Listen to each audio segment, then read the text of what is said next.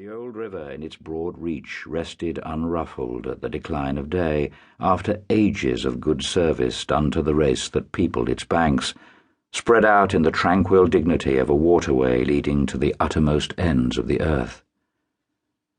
We looked at the venerable stream not in the vivid flush of a short day that comes and departs forever, but in the august light of abiding memories. And indeed nothing is easier for a man who has, as the phrase goes, followed the sea with reverence and affection, than to evoke the great spirit of the past upon the lower reaches of the Thames. The tidal current runs to and fro in its unceasing service, crowded with memories of men and ships it had borne to the rest of home or to the battles of the sea.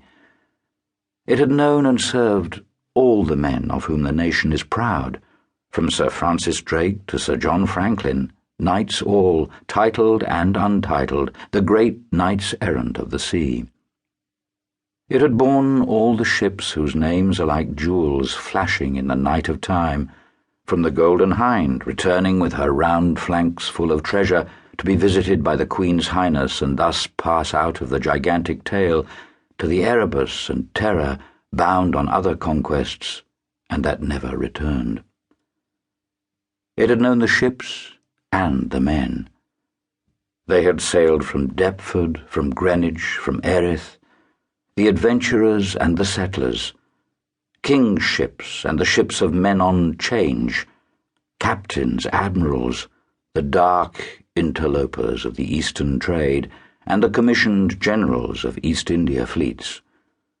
Hunters for gold or pursuers of fame, they all had gone out on that stream, bearing the sword, and often the torch, messengers of the might within the land, bearers of a spark from the sacred fire. What greatness had not floated on the ebb of that river into the mystery of an unknown earth? The dreams of men, the seed of commonwealths, the germs of empires. The sun set.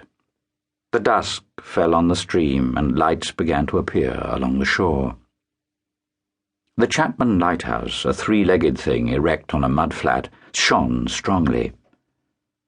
Lights of ships moved in the fairway, a great stir of lights going up and going down. And farther west on the upper reaches the place of the monstrous town was still marked ominously on the sky, a brooding gloom in sunshine, a lurid glare under the stars. "And this also," said Marlowe suddenly, "has been one of the dark places of the earth." He was the only man of us who still followed the sea.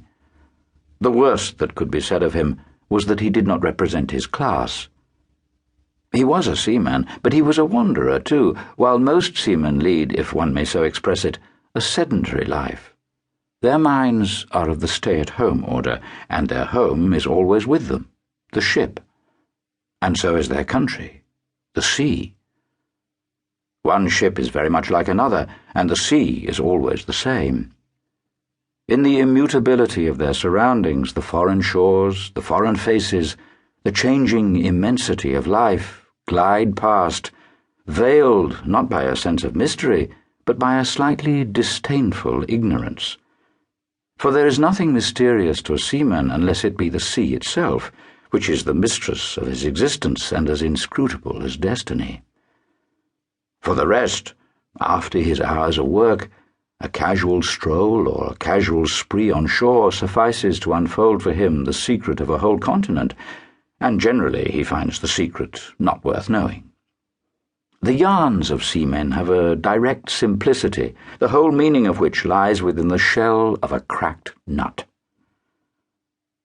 But Marlowe was not typical, if his propensity to spin yarns be accepted, and to him the meaning of an episode was not inside like a kernel, but outside, enveloping the tale which brought it out only as a glow brings out a haze, in the likeness of one of these misty halos that sometimes are made visible by the spectral illumination of moonshine. His remark did not seem at all surprising.